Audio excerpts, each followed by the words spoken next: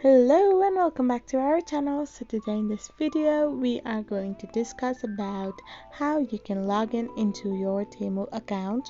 So without further ado, let's get straight into the video.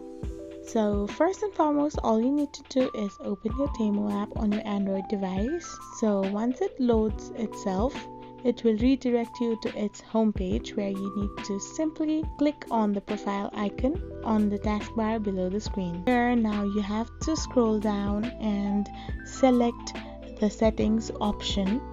Once you click the settings option, you can find the sign in or register option where you need to click, and simply you need to type in the password with which you had previously opened your Temu account. So once you're done, all you need to do is click on sign in and you are all done with your login process. So continue your shopping.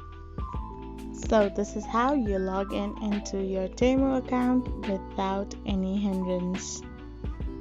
I hope you found this video helpful, so don't forget to hit that subscribe button and give us a thumbs up. We will be back again with these informative videos. Thank you for watching.